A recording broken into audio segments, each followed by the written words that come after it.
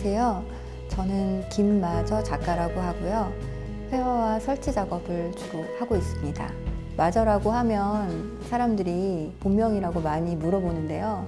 마저라는 뜻은 이미 어떤 것을 포함하거나 마지막 남은 것을 뜻하는 보조사의 마저인데요.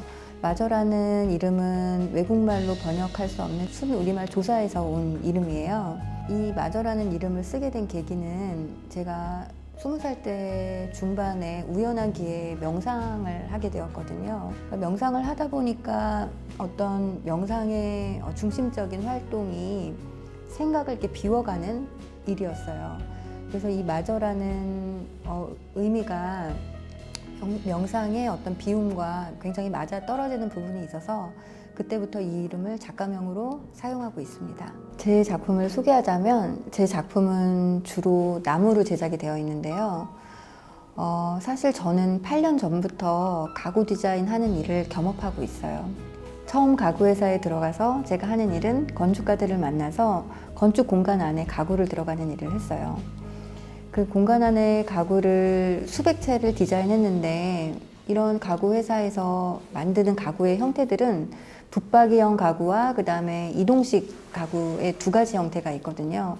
제가 하는 일들은 주로 공간에 맞게 딱 맞게 설계를 하는 붙박이형 가구를 만드는 일을 디자인하는 일을 했어요. 이 붙박이형 가구는 어떤 한 채의 공간도 어긋나면 이게 딱 맞아 떨어지지가 않거든요. 그래서 마치 이게 하나의 원래 벽처럼 가구를 그렇게 디자인하는 그런 일이었어요. 수없는 사각과 사각이 모여서 또 다른 어떤 사각을 채우는 일을 했는데 한 채 공간도 어긋나지 않는 가구를 집어넣는 일들이 굉장히 저한테는 갑갑함으로 다가왔어요. 그러니까 저런 하얀 공간에 만약에 내가 어떤 가구를 집어넣는다면 나한테는 어떤 여백을 주었을 텐데 라는 생각들, 그리고 그것을 꽉 채우면서 너무 답답하다라는 생각들을 그렇게 하게 됐던 것 같아요. 그 전에 제 삶을 돌아다 보면 제 삶도 역시나 그와 좀 비슷했다라고 생각이 들어요. 제가 한 10년 동안 말을 늦게 좀 하기 시작한 아이를 키우게 되었거든요. 그 아이한테는 여러 가지 통감 치료가 필요했어요. 통감 치료라는 것은 오감의 신체에 자극을 줘서 아이가 어떤 감각 작용을 발달시키게 하는 어떤 치료인데요. 그 아이를 데리고 다니면서 산과 들과 또 모든 자연을 접할 수 있는 곳을 돌아다니면서 이 아이의 감각을 일깨워주는 일들을 제가 같이 함께 하게 됐어요. 저는 이 아이를 통해서 어쩌면 세상을 다르게 보는 눈이 생기게 된 것 같아요. 근데 이런 아이 문제 말고도 또 다른 어떤 가정 문제들로 인해서 그러니까 저의 책임감이 가중이 되고 막 심리적으로 마음을 압박하는 일들이 생기게 되었거든요. 그 느낌이 마치 뭐라고 할까? 삶의 어떤 벼랑 끝에 서 있는 느낌? 이런 느낌이 들었어요. 왜냐하면 자신의 시간이라는 게 하나도 주어지지 않았거든요. 그래서 어떻게든 시간을 쪼개고 또 내가 숨 쉴 수 있는 공간을 만들어야겠다. 그리고 자신의 의미를 좀 찾아야겠다라는 생각을 많이 했어요. 자유라는 것, 또 어떤 자유로움이라는 것에 대해서 깨닫는 계기가 있었는데 그거는 2017년도에 프랑스의 레지던시 프로그램에 참가했을 때였던 것 같아요. 굉장히 어렵게 용기를 내서 기존에 이제 다녔던 직장을 그만두고 프랑스에 가게 되었는데 틀에 박힌 그 삶에서 벗어나고자 하는 욕망이 되게 컸던 것 같아요.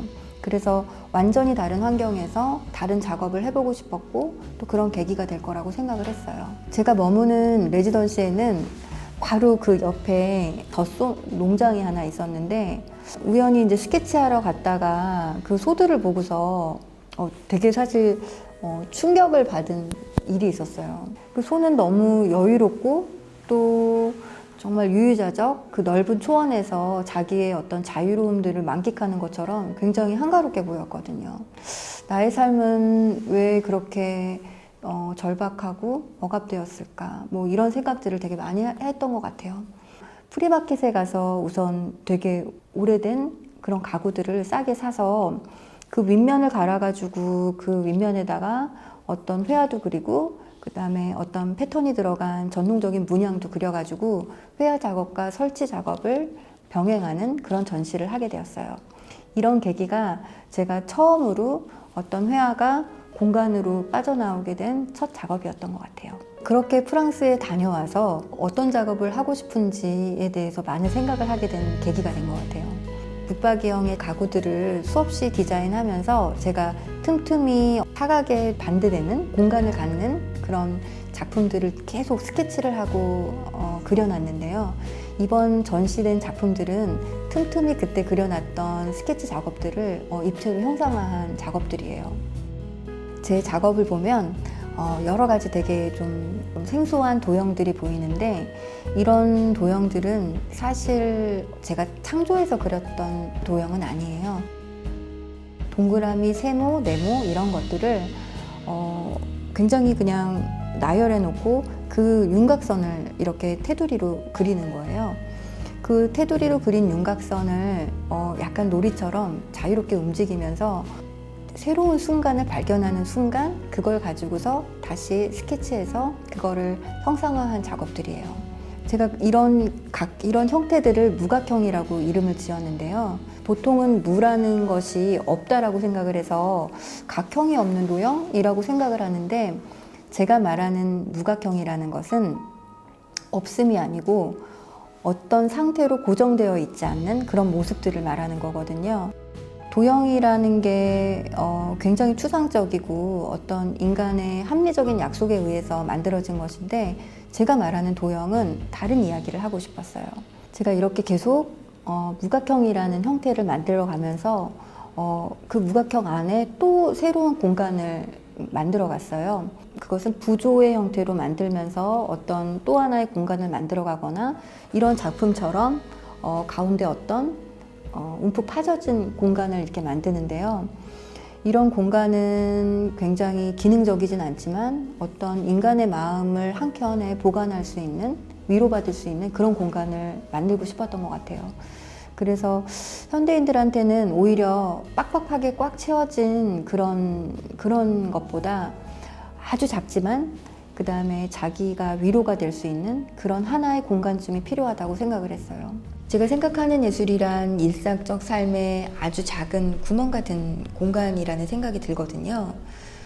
그 구멍이 어떤 작은 균열을 만들어서 완전히 다른 형태가 되기도 하고, 또 다른 한편으로는 그 구멍이 확장되기도 해서 제 작품처럼 어떤 부조의 공간이 되기도 한다고 생각을 해요. 이런 공간들을 찾아가는 행위들, 또는 끊임없이 삶의 형태를 통해서 예술적 바라보기를 하는 게 아마도 제가 생각하는 예술이지 않을까라고 생각합니다.